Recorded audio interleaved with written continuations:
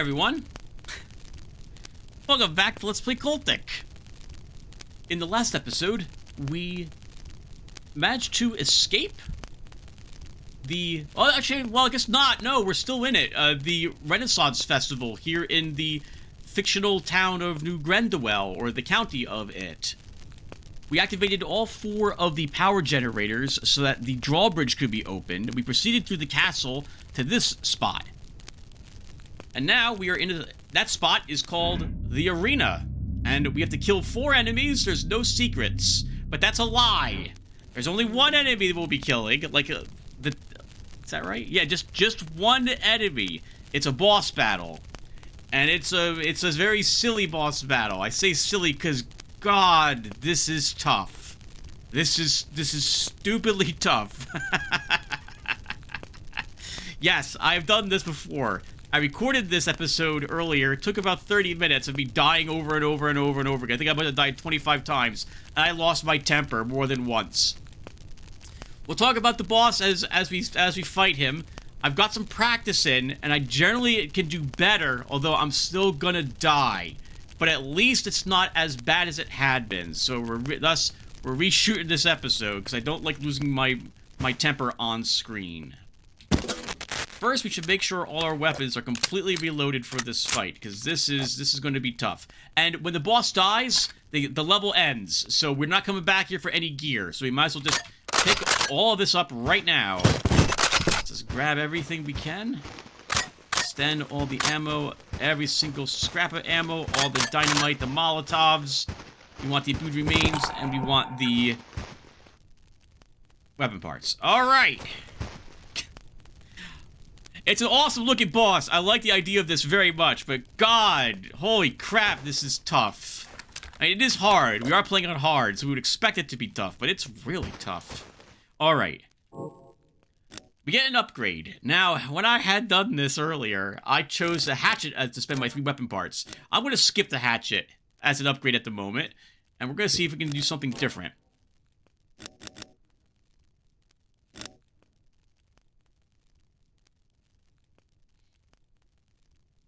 I'm going to try Iron Fury on our revolver instead. I've never used this before, so we're going to give it a shot here, or several shots, and see what it's like. How do I do it? Okay, so it's very quick now. The boss is rather large, so hopefully that will work out well for us. Alright! Sorry about this, viewer. Once again, I did it blind. My reaction was amazing. Like, I am amazed, and then it quickly became frustration, and then it became just anger. Let's do it.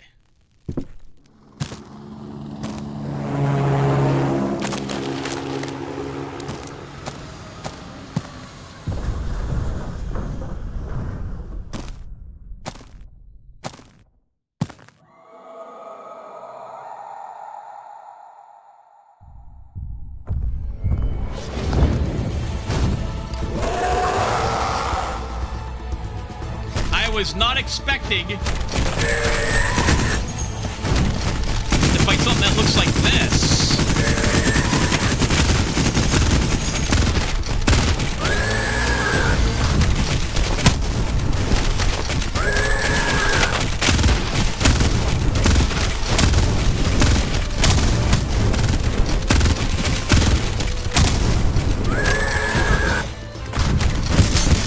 First off, our shotgun's choke really helps because it turns our weapon into kind of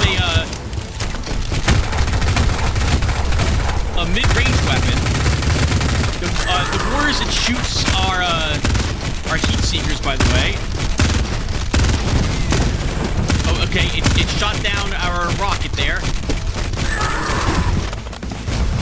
When it jumps in the air, it can adjust its flight. As you can see, I have enabled dodging in the game, because I don't know how you do this without it.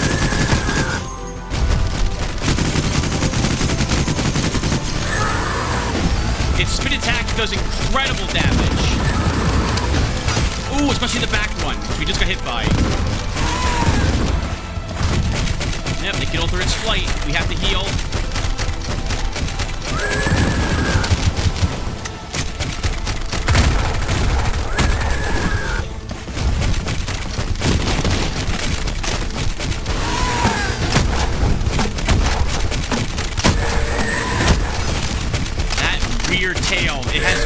range with it than if we're on the side.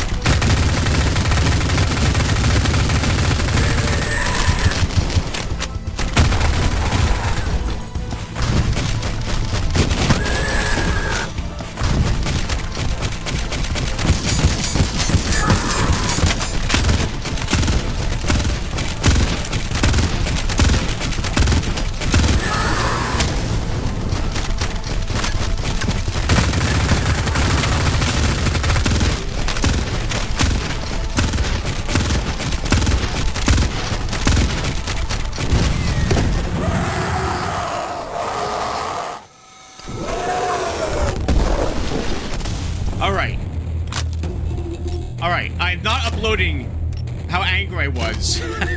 This fight, it just took practice. It took lots and lots of practice. Okay. Okay. The dodge, and you need the dodge. You need the dodge enabled. If you don't have the dodge enabled, you're just dying to this boss, and you have to dodge during this fight. So, I had, as you guys may or may not know, I had disabled the dodge earlier because dodge usually gets me killed. But it isn't actually linked to, like, double tapping in a direction. I often am very quickly hitting my movement keys, and often, if a game has dodge via that way, it kills me. So I saw dodge and just disabled it. But now I've re-enabled it and dropped my kick, because I don't ever use kick. And so now I have dodge. That made the battle so much easier to do. Alright, so before we wrap this episode up, because thankfully that was quick, 1 or 2 pointers for the boss in case you are struggling against it that I have found to be useful. Number 1, the mortars it fires are heat seekers. That's kind of retarded, but there you have it. Take out your Sten and quickly gun them down. Done. That solves that problem. When it goes into shooting with its tail, the machine gun, effectively like a scorpion I believe it does, hide behind something and hurl dynamite at it. It's huge. So your dynamite, assuming you're tossing it kind of over the obstacle you're hiding behind, will help you. When it jumps, wait a little bit until it's like kind of on the way down towards you and then start dodging out from under it. That should give you the distance you need to avoid its almost immediate bite or spin attack. When it does a spin, if you're behind it, odds are you're going to be hit. So you definitely don't want to be right on its butt. Try to stay close to its face. The bite is easier to dodge than the tail spin is. It has a flamethrower attack. That's tricky to dodge. Just good luck. And it can fire rockets. I tend to move to the side and dodge to the side to avoid those where possible. And then it's just a matter of grab the best guns. Don't shoot the rockets at it while it is shooting its gun. It will shoot the rocket down. And just swap the weapons based on what you need. And use the upgrades you took for your guns. In that case, our shotgun's choke is really super useful against it. Holy crap, that SASG, that one upgrade, really lets me swap out the types of armaments I'm using. Before we wrap it up, let's quickly just reload all my weaponry. Wow!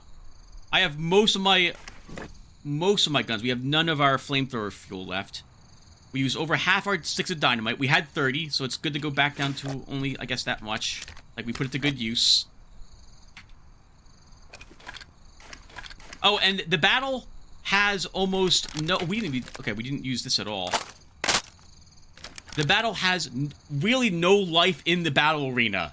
So if you're forced to take out your medkit and heal, try to do it when you're being fired at by the gun and you're behind cover, since you're probably not going to be moving very much anyway. The gun it uses doesn't do that much damage as long as you have armor on, but it will slowly shred you down. So you can withstand there and just take it, dish it out and take it. But that's it's going to do more damage to you over time than you'll do to it. Still, if you're forced to do so, it's not that bad of an exchange, I suppose. Alright, anyway, I'm babbling. Thank you all for watching.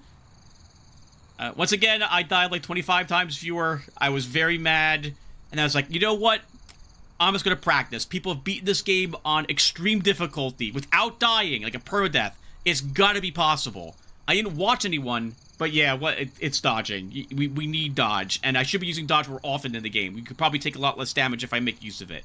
So you'll see us using that going forward. All right. Thank you guys for watching, and I will see you in the next one. Take care, everyone.